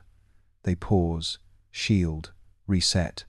It is a reminder that the machines we place in orbit must contend with forces far greater than their design, and that sometimes resilience means stillness, not resistance. Each automatic shutdown is a signal, not of failure, but of foresight. It reflects a quiet understanding built into the machines themselves, that space is not passive, and that the sun, in its brilliance, demands both respect and response. The sun constantly rotates, completing a full turn approximately every 27 days. As it spins, different regions come into view from Earth, revealing changing sunspots, active zones, and magnetic features. But half of the sun, the side turned away from us, remains hidden at any given moment, and sometimes that far side is where a solar flare or coronal mass ejection is born. Flares that erupt on the sun's far side pose a unique challenge. Unlike Earth-facing flares, whose radiation and particles can directly affect our planet, far-side events are often missed in real time. They may erupt with the same intensity, release vast amounts of energy, and hurl plasma into space. But unless that energy loops back toward Earth, or is captured from a different vantage point, it goes unseen by traditional solar observatories. To address this limitation, scientists have developed techniques to detect and study activity beyond the visible disk. One of the most powerful tools is helioseismology, the study of pressure waves that travel through the sun's interior. When magnetic activity intensifies on the far side, it can alter the way these waves move. By analyzing tiny variations in surface oscillations on the near side, researchers can infer the presence of active regions rotating toward us. In addition to helioseismic methods, spacecraft positioned at different points in the solar system offer alternate views. The STEREO mission, launched by NASA, originally involved two nearly identical spacecraft placed on either side of Earth's orbit. Over time, these spacecraft drifted to points where they could observe different portions of the sun, allowing scientists to capture images and monitor activity on its far side. Though communications with one of the probes have been lost, the mission demonstrated how powerful side-angle viewing can be for solar forecasting. Other missions, like the Solar Orbiter and Parker Solar Probe, also provide partial glimpses of the Sun from off-axis perspectives. As these spacecraft follow elliptical or inclined orbits, they gather data from angles not visible from Earth, offering early clues about what might rotate into view in the coming days. Even when a flare on the far side does not affect Earth directly, it may still offer valuable scientific information. These events help complete the picture of solar dynamics across the full disk. By analyzing the magnetic complexity, timing, and strength of far-side flares, scientists refine models of the Sun's overall activity and improve predictions for future flare potential. Occasionally, a powerful far-side flare sends out a coronal mass ejection so wide and fast that part of the shockwave reaches Earth's magnetosphere anyway. These glancing blows are typically weaker than direct hits, but they can still trigger minor geomagnetic storms or affect high-frequency radio communication in polar regions. When this happens, Earth's instruments detect the event long after it began, with signs appearing first in the solar wind data before the flare itself is confirmed. Monitoring the far side of the Sun also supports space missions traveling beyond Earth's orbit. For spacecraft headed toward Mars or operating near the Moon, solar activity on any part of the Sun becomes relevant. These missions may face particle storms or radiation events, even when Earth remains unaffected. Understanding what lies just out of view is part of the challenge of space weather forecasting. The Sun does not announce its rotations. A region of intense activity can emerge at the limb of the solar disk with little warning, bringing the potential for flares and CMEs with it. Knowing that region's history from its far-side behavior helps anticipate what may unfold next. In this way, the Sun's hidden hemisphere becomes a place of informed speculation. Its flares do not go unnoticed, only unconfirmed, until the star slowly turns its face once again toward Earth, revealing what was there all along, waiting in silence. Solar flares release light almost instantly, but some of their most dangerous effects arrive later, in the form of high-energy particles that surge outward from the Sun in vast radiation storms. These particles, mostly protons, are accelerated to near-light speeds by the shock waves of coronal mass ejections or by the flare process itself. When they reach space beyond Earth's protective shield, their presence transforms the environment from harsh to hazardous. In low Earth orbit, astronauts on the International Space Station are still partially protected by Earth's magnetic field. But in deep space, during missions to the Moon, Mars, or beyond, there is no natural barrier. Radiation storms caused by solar energetic particles pose serious health risks to astronauts. These particles can penetrate spacecraft walls and human tissue, causing damage at the cellular level. The immediate concern is acute radiation exposure, which can lead to symptoms similar to radiation sickness if doses are high enough.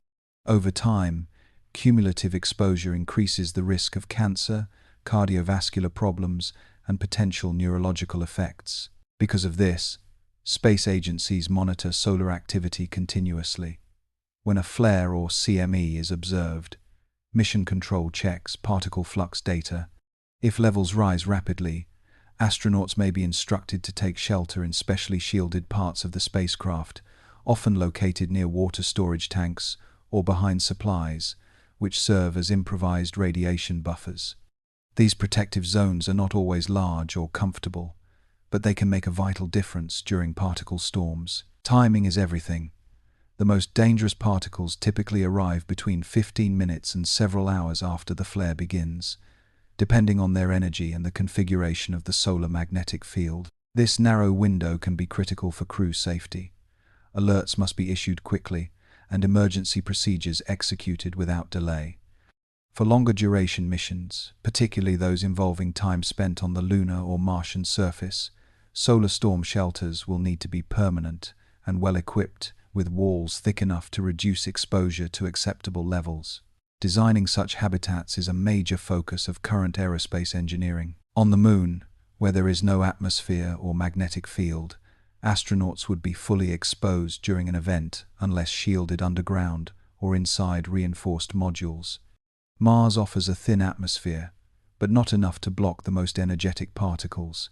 Scientists are exploring solutions ranging from regolith-based shielding to inflatable habitats lined with hydrogen-rich materials that block protons more effectively than metal. Radiation storms do not just pose biological risks, they also interfere with spacecraft electronics. Energetic protons can cause single-event upsets in digital circuits, flip bits in computer memory, or degrade solar panel efficiency over time. Deep space missions must carry hardened electronics, designed to withstand higher doses of ionizing radiation than their Earth-orbiting counterparts. Redundancy, error correction algorithms, and fallback systems are essential. These storms are also unpredictable. While forecasters can often identify the conditions that might produce particle acceleration, the actual timing and severity of a radiation storm remain difficult to model. Some flares result in large particle events. Others, equally bright, produce none. The mechanisms that govern particle escape and transport through interplanetary space are still being studied. To improve predictions, researchers combine data from multiple spacecraft, including Parker Solar Probe, Solar Orbiter, and the Advanced Composition Explorer. These platforms observe solar fields, particle populations, and flare morphology, helping scientists understand when and how radiation is likely to be released. Ground-based neutron monitors also register particle arrivals, offering an independent signal that a storm is in progress. For now, caution remains the most effective defense. Space travel during solar maximum carries greater risks. Mission planners schedule deep space flights to avoid periods of peak solar activity when possible. As human exploration pushes outward, each journey will depend not just on rockets and fuel, but on our understanding of when the sun will flare and how to survive what follows. The sun is the ultimate source of Earth's energy. Its light powers photosynthesis, drives weather systems, and defines the boundaries of day and night. Given this deep influence, it is natural to wonder whether solar flares, those intense, short-lived outbursts of energy, play a role in shaping Earth's climate. The answer lies in scale, frequency, and the difference between immediate space weather and long-term planetary change. Solar flares are bursts of electromagnetic radiation that typically last from a few minutes to an hour. They affect Earth's upper atmosphere almost immediately, altering the ionosphere, disrupting radio signals, and causing brief satellite disturbances. But these effects are transient. They do not penetrate the lower atmosphere, nor do they deposit energy into the climate system in a way that builds over time.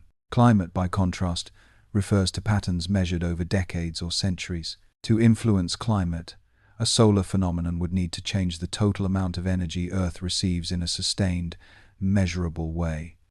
Solar flares, for all their intensity, are too brief and localized to alter that balance significantly. They are flashes, not trends. That said, solar flares are often associated with broader solar activity, including variations in the number of sunspots, changes in ultraviolet radiation, and shifts in the solar magnetic field. These patterns are tied to the solar cycle, an approximately 11-year rhythm of rising and falling activity. During solar maximum, flares and sunspots are more frequent. During solar minimum, the sun's disk becomes quiet, sometimes for months at a time. Over this cycle, the total solar irradiance, the amount of sunlight reaching Earth, does vary, but only slightly. Measurements show that the sun's output changes by about 0.1% over a solar cycle. This is enough to influence the upper atmosphere, particularly the thermosphere, which expands and contracts in response to changing ultraviolet radiation. However, the effect on surface temperatures or global climate is extremely limited. Historically, there have been periods when the sun's long-term output dipped more dramatically. One such example is the Maunder minimum, a period from roughly 1645 to 1715, when sunspots became extremely rare. This coincided with a cooler climate in parts of the northern hemisphere, often referred to as the Little Ice Age. While the timing suggests a possible connection, the cooling was also influenced by volcanic activity and other factors. Most climate scientists agree that solar variability played a secondary role at best. In recent decades, the role of solar activity in modern climate change has been a subject of study and debate. While solar output has shown small cyclical fluctuations, Earth's average surface temperature has increased significantly since the late 1800s, especially in the past 50 years. During this time, solar activity has not increased in a way that would explain the warming trend. Instead, the overwhelming consensus among climate scientists is that greenhouse gas emissions, particularly from fossil fuels, are the primary driver of current climate change. Still, the sun remains a vital component in Earth's climate system. Variations in ultraviolet output can influence ozone production. Shifts in solar wind can modulate the influx of galactic cosmic rays, which some researchers have hypothesized may affect cloud formation, though this remains unproven. Flares, while energetic and visually dramatic, play only a fleeting part in these processes. Solar flares do leave behind chemical traces, detectable in ice cores and tree rings through isotopes like beryllium-10 and carbon-14. These records help scientists track solar behavior over centuries, but they serve more as historical markers than climate drivers. In short, while the sun undoubtedly affects climate on geologic timescales and through sustained output changes, solar flares, as brief, high-energy events, do not have a meaningful effect on Earth's long-term climate. They are brilliant and powerful, but their light does not linger long enough to shift the planet's weathered patterns. When a powerful solar flare erupts, its light and energy reach Earth in just over 8 minutes. Among the first layers it touches is the ionosphere, a region of Earth's upper atmosphere filled with charged particles. Here, the flare's intense ultraviolet and X-ray radiation causes rapid ionization, which immediately changes how radio waves travel through the atmosphere. These changes can interrupt global communication systems in an instant, silencing voices across continents. The most direct effect is known as a radio blackout. These occur on the sunlit side of Earth during or shortly after a solar flare. High-frequency HF radio signals, which bounce between the Earth and the ionosphere to reach long distances, suddenly become absorbed rather than reflected. Pilots, maritime vessels, emergency services, and military operations that rely on HF communication can experience immediate signal loss. The severity of these blackouts depends on the class and intensity of the flare. Solar flares are categorized from weakest to strongest as A, B, C, M, and X-class events, with X-class being the most powerful. A strong X-class flare can cause complete HF radio blackouts for hours over large geographic regions, especially near the equator where solar radiation is most direct. These interruptions are not gradual. One moment, radio operators may be exchanging clear signals. The next, only static remains. Beyond HF communication, solar flares can also affect navigation systems. The same ionospheric disruptions that absorb radio signals can distort the satellite-based signals used in GPS. This doesn't usually cause total failure, but it introduces errors in positioning that can reach several meters, particularly for high-precision systems used in aviation, maritime navigation, and autonomous operations. Modern infrastructure depends on consistent and accurate timing signals from GPS satellites. Banking systems, power grids, and telecommunications networks all rely on these timestamps to synchronize operations. Even minor disturbances can cascade into broader effects when systems fall out of sync. That's why solar flare forecasts are part of routine risk assessments in sectors far removed from space science. Solar flare-induced blackouts also pose a unique challenge to aviation. Aircraft flying polar routes are especially vulnerable because the polar regions have weaker geomagnetic shielding and rely heavily on HF communication.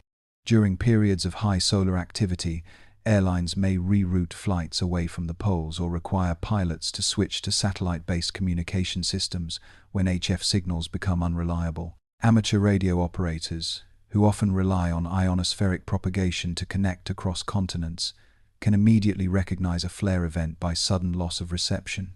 These enthusiasts sometimes serve as informal early warning systems, noting widespread disruptions before official alerts are issued. To mitigate risks, space weather centers issue D-region absorption predictions, models that estimate how much signal degradation to expect based on ongoing solar activity. These forecasts are updated in near real time as data from satellites and ground-based observatories come in.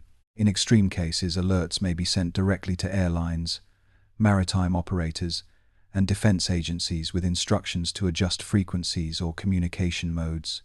As satellite constellations continue to expand, the stakes grow higher. While satellite-to-ground links are typically more resilient than HF radio, they are still susceptible to interference from increased solar radiation. Designing, shielding, redundancy, and error correction into these systems is now standard practice. In most cases, the blackout ends as quickly as it begins. The ionosphere cools and recombines, radio paths reopen, and communication resumes. But each event leaves behind a record, not just in technical logs but in the awareness of how fragile these networks can be. The next time a flare flashes from the sun's surface, it may not be visible to the eye, but in that moment, somewhere across the globe, a signal may falter. A pilot may switch channels, a ship may pause its transmission, a circuit may quietly wait, all because the sky, for a few charged minutes, refused to carry a voice. Predicting solar flares is a task that lies at the edge of certainty. While we understand much about the conditions that give rise to flares, such as magnetic complexity and sunspot behavior, the precise timing, magnitude, and direction of a flare still resist exact forecasts. Unlike terrestrial weather, which benefits from an expansive network of sensors and centuries of historical data, solar forecasting must contend with a dynamic star whose activity is governed by turbulent and often chaotic magnetic fields. At the heart of flare prediction lies the study of sunspots, dark regions on the solar surface where magnetic fields are particularly strong. These spots often appear in clusters, and their configuration can tell scientists much about flare potential. When magnetic field lines become twisted or sheared in active regions, they store energy like a compressed spring. The more tangled the field, the greater the chance that it will suddenly release that energy in a flare. Forecasters categorize sunspot regions using systems like the Macintosh and Mount Wilson classifications, which describe the complexity and polarity of the magnetic fields. More complex and unstable regions have a higher likelihood of producing large flares. Observatories like NOAA's Space Weather Prediction Center monitor these regions continuously, providing daily updates and risk assessments.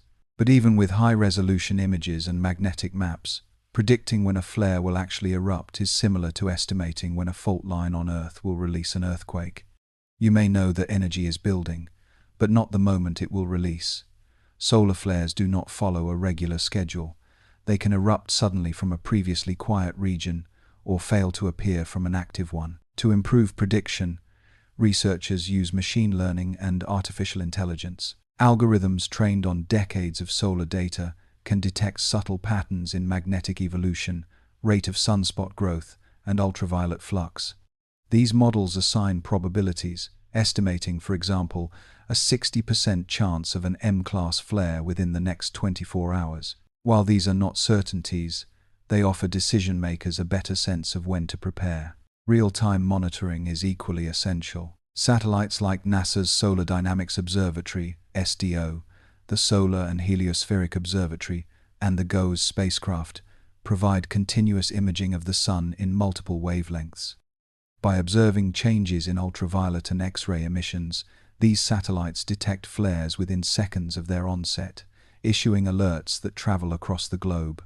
Instruments like the GOES X-ray sensor provide classifications in near real time, allowing operational agencies to respond quickly. The alerts follow a well-defined structure: an initial flare detection, a magnitude classification such as M1, 2, or X2, 3, an estimated duration, and potential effects on Earth-based systems. Forecasting is not just about observing the flare itself, but anticipating its consequences. If a flare is accompanied by a coronal mass ejection, scientists must determine the speed, direction, and density of the ejected plasma. Instruments like coronagraphs, which block the bright disk of the Sun to observe the surrounding corona, allow researchers to track CME movement through space. Models like WSA-Enlil simulate how these solar storms travel through the heliosphere and whether they are likely to impact Earth or other planets. Despite these tools, flare forecasting remains imperfect. False alarms are common, and major events occasionally occur without clear precursors, but the margin of improvement is growing. As solar missions gather more data, and as computational models advance, the sun's behavior becomes incrementally more readable. Forecasting flares is ultimately a blend of physics, observation, and probability. It is the science of watching a restless star and listening for signals in brightness, in magnetic curves, in shifting flows of plasma, that something sudden may occur. The goal is not to predict with certainty, but to prepare with insight. For in space weather, as on Earth, readiness often matters more than precision. When a solar flare erupts, the effects can reach Earth in a matter of minutes or hours. In those brief intervals, space weather forecasting centers race to issue alerts, warnings that ripple outward through aviation, energy, communication, and defense sectors. These alerts are not mere advisories. In many cases, they trigger pre-planned responses designed to prevent damage, disruption, or danger. Behind each alert lies a system of constant observation, rapid analysis, and coordinated communication. The central hub for solar flare monitoring in the United States is NOAA's Space Weather Prediction Center, /FEIS. Working with data from satellites like the GOES series, DSCO-VR, and the Solar and Heliospheric Observatory, SWPC analysts monitor the sun's surface and the solar wind environment in near real time. When a flare is detected, particularly one in the M or X class, alerts are immediately issued via global communication networks. These alerts take several forms. The solar radiation storm warning, for example, signals that energetic particles may soon impact Earth's magnetosphere and upper atmosphere. This can prompt satellite operators to delay sensitive maneuvers or instruct spacecraft to enter safe mode. Airlines operating near polar routes may change flight paths, switch communication frequencies, or add additional shielding procedures. In extreme cases, flights may be diverted entirely to avoid prolonged exposure in higher latitude regions. Another key product is the geomagnetic storm alert, often issued following a coronal mass ejection that is projected to strike Earth. These alerts predict the storm's intensity using the KP index, a scale from 0 to 9 that reflects disturbances in Earth's magnetic field. A reading above 5 indicates storm-level activity, while values above 7 signal a major geomagnetic storm. These values guide grid operators in preparing power systems for potential fluctuations. Electric utilities receive these warnings through the North American Electric Reliability Corporation, NERC, which coordinates responses across the energy sector. If strong geomagnetic currents are expected, grid operators may adjust load distributions, reduce long-distance transfers, or isolate vulnerable sections of the network. The goal is to prevent transformer overheating or widespread voltage instability, problems that can cascade into large-scale blackouts. Satellite operators also respond quickly to alerts. In the event of an anticipated particle storm, they may power down non-essential systems, rotate satellites to minimize cross-sectional exposure, or switch to redundant communication paths. These actions are coordinated using standard protocols developed over decades of spaceflight, ensuring that spacecraft remain functional and safe during periods of heightened solar activity. Maritime and emergency communication services follow alerts from the D-region absorption prediction model, which forecasts shortwave radio blackouts caused by flare-driven ionospheric disturbances. Based on this data, ship captains may alter radio frequencies, while emergency responders using HF bands can adjust operations to maintain coverage in affected regions. The aviation sector relies on the Federal Aviation Administration's close cooperation with SWPC and International Space Weather Centers. Pilots are briefed on current conditions and forecasted risks. Routes over the poles are particularly scrutinized due to weaker magnetic shielding and increased radiation exposure at high altitudes. Public access to these warnings is also growing, Space weather apps and online dashboards offer real-time updates for amateur radio operators, satellite enthusiasts, and educators. While most alerts are highly technical, summary products simplify the data into actionable messages. Radiation storm watch, radio blackout possible, geomagnetic storm in progress. Still, these alerts are not guarantees. They are forecasts built on probability, timing, and observation. False alarms happen. Sometimes a flare releases no particles. Sometimes a CME veers off course. But the systems are designed with safety margins, ensuring that responses are timely even when precision remains elusive. As Earth becomes more reliant on technology in orbit and on high-frequency communication paths, these warnings grow more important. They are early signals not just of solar unrest, but of the interconnectedness of modern civilization and how deeply it depends on anticipating what our star might do next. The sun does not shine with constant temperament. Its activity rises and falls in a recurring cycle, one that lasts approximately 11 years. This cycle begins at solar minimum, when sunspots are few and solar storms are rare. As the cycle progresses, the number of sunspots increases, flares grow more frequent, and magnetic turbulence intensifies. The crescendo is known as solar maximum, a period marked by heightened activity across the solar surface. It is during this time that the sun becomes most unpredictable, and the risks to Earth's technologies are at their highest. Solar maximum is not defined by a single flare or storm, but by a sustained pattern. Over several months or even years, sunspot numbers rise to levels 10 or 20 times higher than during solar minimum. These sunspots, dark to the eye but electrically charged beneath, are the birthplaces of most solar flares and coronal mass ejections. When magnetic fields twist and reconnect, they erupt with energy that can be seen in multiple wavelengths, from X-rays to ultraviolet light. Historically, some of the most powerful solar storms on record have occurred during these peak phases. The Carrington event of 1859, though predating modern technology, is believed to have struck near solar maximum. Telegraph lines sparked, auroras reached tropical latitudes, and the sun's flare left a permanent mark in ice core isotopes. More recently, in 1989, a strong solar storm during a period of elevated activity caused a major power outage in Quebec, Canada, demonstrating how flares and CMEs can affect the grid in minutes. The sun's behavior during maximum is not just more intense, it is also more complex. The magnetic field reverses near the peak of each cycle, a process that adds to the instability. Opposing magnetic polarities on the surface create new patterns of interaction, leading to unexpected flare regions and shifting zones of activity. These reversals are not instantaneous.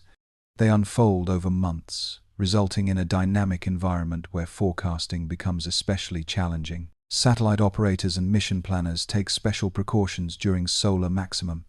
Spacecraft are launched with additional shielding, and orbits are adjusted to reduce time spent in vulnerable regions.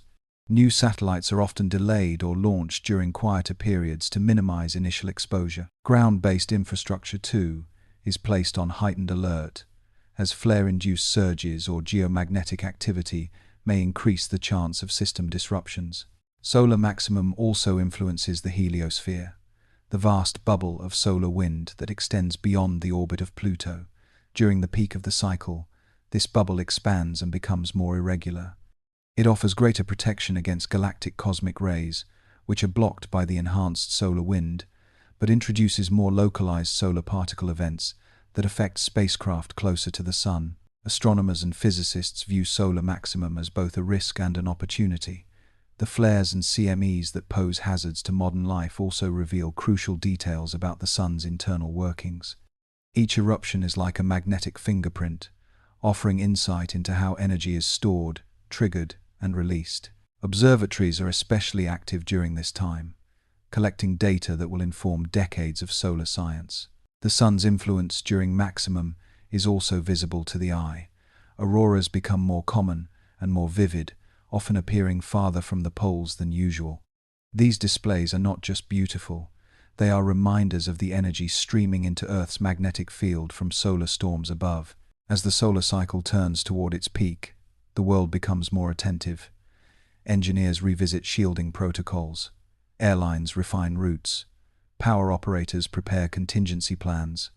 And scientists watch, not to tame the sun's fury, but to read its signs, to trace the rhythm of an ancient cycle that, even now, shapes the modern world in pulses of magnetic fire. Not every moment on the sun is charged with fire. Between flares, between the writhing loops of magnetism and the flashes of ultraviolet light, the sun sometimes enters a brief stillness. This is not the solar minimum, the deep low point in the 11-year cycle, but rather the intervals of quiet that follow a flare or precede the next.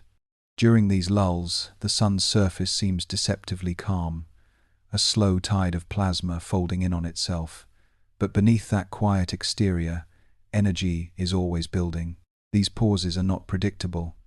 A day after a powerful flare, a sunspot may dissolve into quiet granules, or it may reawaken hours later with another burst.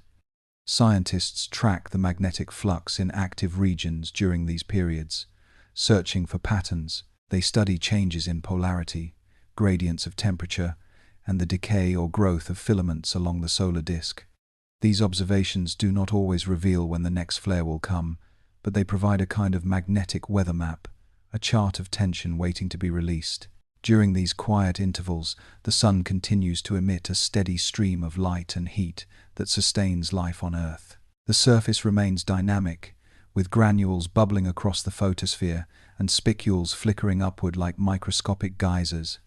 But in the absence of large-scale eruptions, these processes unfold with a gentler rhythm. The corona relaxes. The solar wind flows at more even speeds.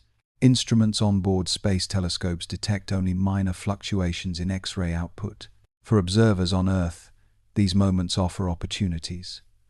Astronomers using ground-based telescopes can capture high-resolution images of sunspots without the interference of flare saturation. Space-based instruments recalibrate, aligning sensors and adjusting thresholds without the urgency of active storm monitoring. And in these intervals, when the sun offers neither danger nor surprise, scientists examine the fine details, the flows inside magnetic loops, the rotations of plasma vortices, and the way light curves across coronal holes. Even though the sun appears quiet, Earth remains attentive. Space weather centers do not reduce vigilance during these interludes. They watch for sudden surges, unexpected radio noise, or changes in solar radio flux that might indicate a build-up toward the next eruption. It is often during the silent hours that signs begin to emerge, subtle changes that mean the magnetic field is once again shifting. To those far from space science, these lulls may seem uneventful, but they are a part of the sun's deeper rhythm. Not everything about a flare is in the explosion. Much of its story begins in stillness, in the slow rearrangement of energy before release. Just as earthquakes are born in years of tectonic pressure, solar flares are often shaped in the invisible hours between outbursts. And as you listen to this, your body settling into rest, your breath finding its own rhythm, know that not all science is made in action. Much of what we understand about the sun and about ourselves is drawn from watching the quiet, from noticing what remains when movement pauses, from the spaces between the bursts of energy. If sleep finds you now, that is welcome, and if it waits a little longer, that is completely fine. In the calm after the flare, as in the stillness between thoughts, there is room for reflection, for learning, for settling into the vastness of what surrounds us. Imagine a clear morning. Somewhere in the Pacific, a cargo ship checks its navigation coordinates. Over the Arctic, a transpolar flight relays position data. High above, satellites pass silently overhead, transmitting weather imagery, financial timestamps, and secure communications. The systems of Earth are quietly humming, balanced, coordinated, dependent. Then, without warning, the sun erupts. The flare begins on the far side of an active sunspot. Within 8 minutes, an intense wave of X-rays and ultraviolet radiation strikes Earth's sunlit side. In the ionosphere, electrons surge, disrupting the upper atmosphere's ability to reflect and transmit radio waves. High-frequency radio communication across the Pacific goes silent.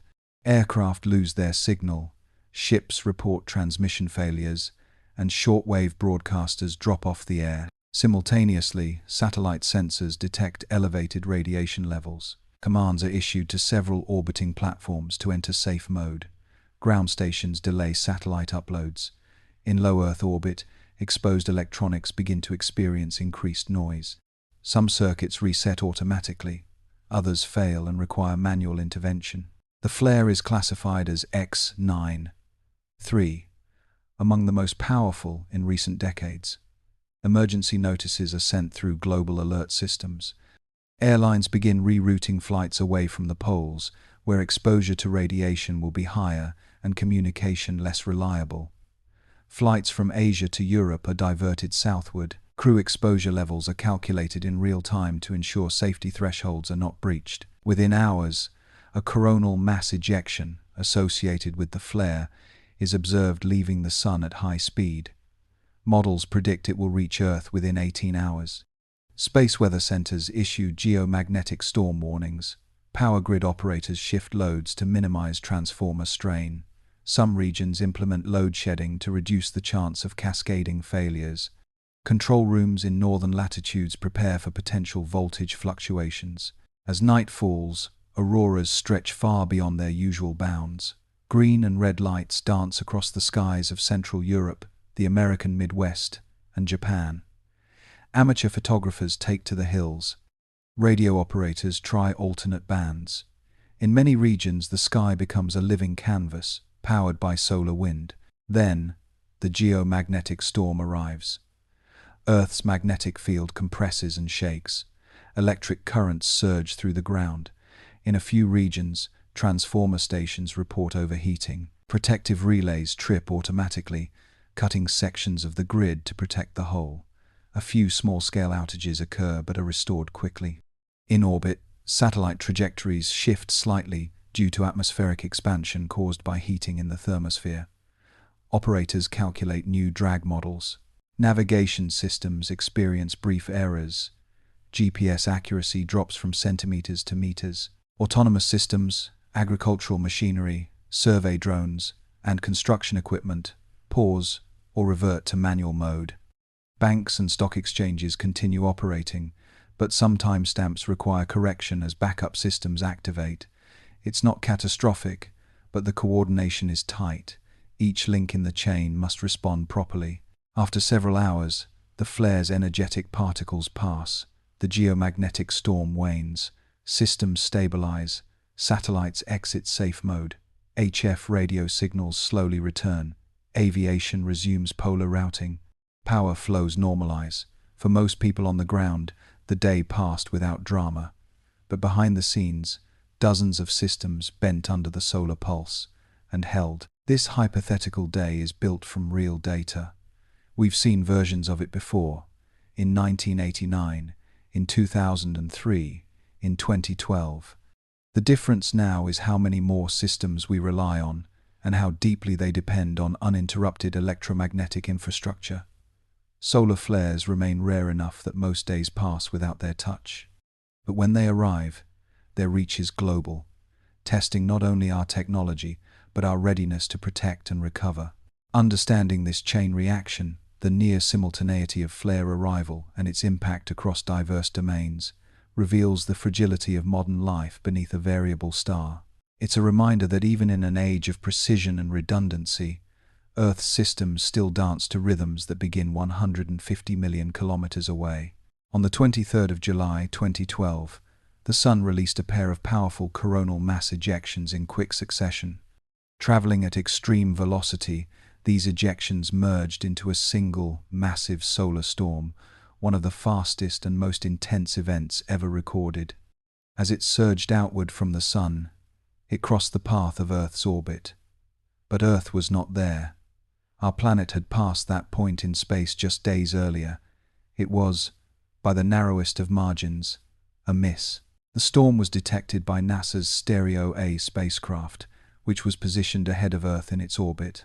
Stereo-A recorded the full brunt of the eruption, providing data that later shocked scientists. The solar wind speeds reached nearly 3,000 kilometers per second, more than twice the speed of a typical CME. The magnetic field embedded within the cloud was intense, oriented southward in a way that would have coupled directly with Earth's magnetic field had the storm made contact. This alignment is critical. A southward magnetic field allows more energy to enter Earth's magnetosphere, opening a portal for geomagnetic chaos. In 2012, that precise orientation was present, and the storm was aimed squarely at Earth's orbital track. Had the event occurred just a week earlier, the planet would have taken a direct hit. Studies that followed described the potential consequences in sobering terms. Satellite systems in geosynchronous orbit could have suffered significant damage. Transformers on power grids, especially in North America and Northern Europe, might have been exposed to currents far beyond their tolerances. Communication systems could have been disabled for hours or days. GPS, aviation, and spaceflight operations would have faced widespread disruption. The total economic impact of such an event, according to some estimates, could have reached several $1 trillion. Recovery would have taken years in some sectors. Unlike regional blackouts caused by storms or earthquakes, a geomagnetic superstorm affects interconnected systems across hemispheres. The effects cascade. A damaged satellite might degrade navigation. Lost navigation interferes with transport. Power loss interrupts recovery efforts. Despite its near-miss status, the 2012 event was a scientific windfall. It was the first time a storm of that magnitude was observed in such detail. Data from Stereo A allowed researchers to study the structure, acceleration, and propagation of extreme CMEs in ways never before possible. They learned how two CMEs can merge into a more powerful storm and how the solar wind environment can shape the resulting path. More importantly, it was a wake-up call. Until then, much of the space weather community had focused on events like the Carrington event of 1859, powerful, yes, but poorly recorded by modern standards.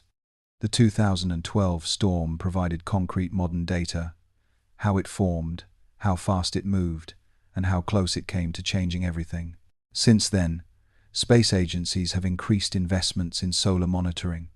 Missions like Parker Solar Probe and Solar Orbiter aim to study the Sun's outer atmosphere and the origins of such explosive events.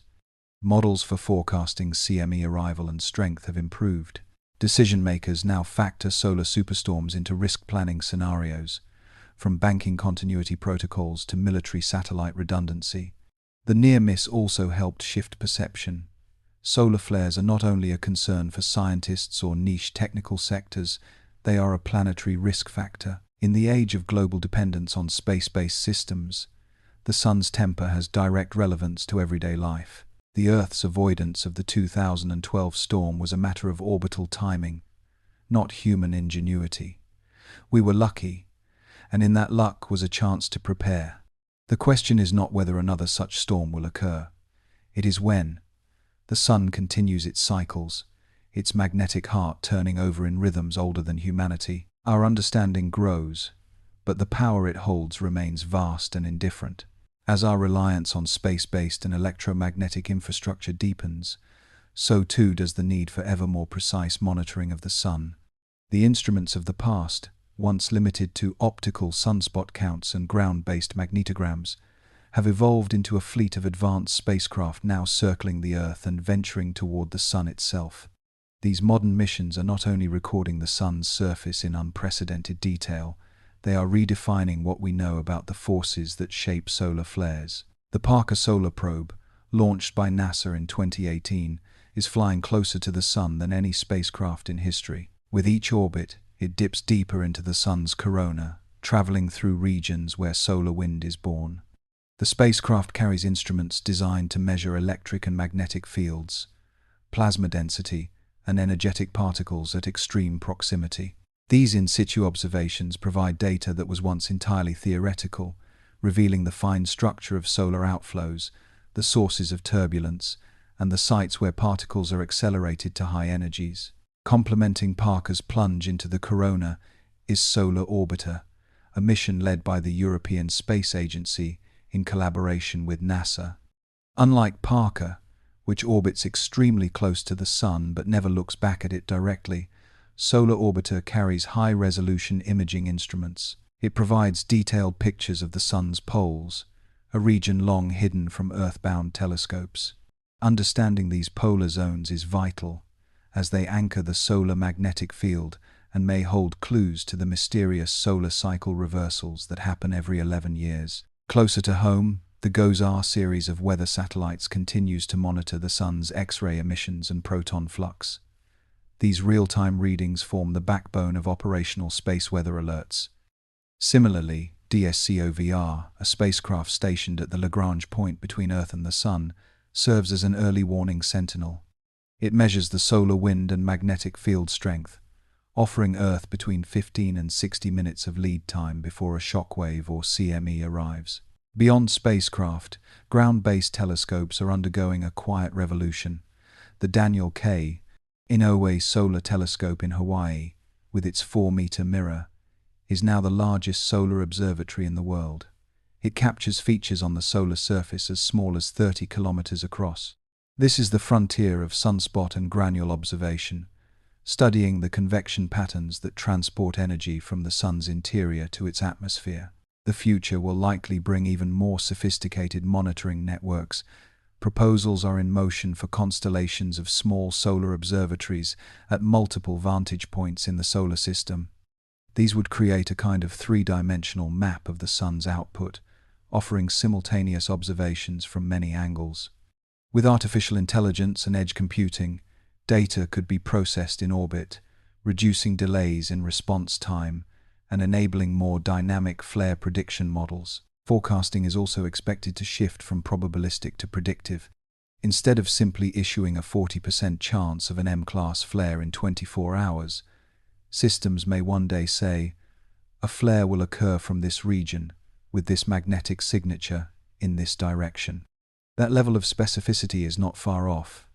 It depends not just on more sensors, but on integrating massive volumes of data, historical patterns, real-time flux, and advanced magnetohydrodynamic modeling. What emerges is not just a clearer picture of the sun, but a new relationship with it. No longer a distant source of light, it becomes a dynamic presence, monitored, modeled, and anticipated in ways never before possible. The frontier of solar science is no longer the flame, it is the flow. The constant push of charged particles, the subtle reconfigurations of magnetism, and the dance of energy that spans millions of kilometers. The closer we observe, the better we understand, not just the flare that might strike, but the balance that has allowed Earth to thrive in its orbit, catching light from a star that has always burned with both generosity and danger. For all its storms and surges, the sun remains Earth's oldest companion. It has lit our skies for over 4 billion years, its rays cradling every leaf, every ocean, and every breath of life.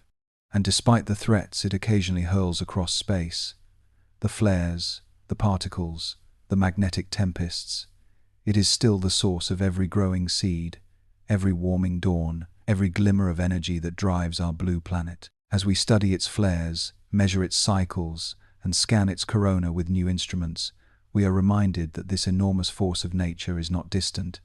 It touches every system we rely on, from satellites to soil, every electron in a solar panel, every signal in a cable.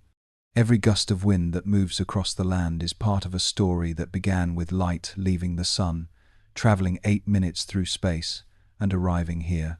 Solar flares are among the most dramatic expressions of that power. They are not constant, but they are not rare.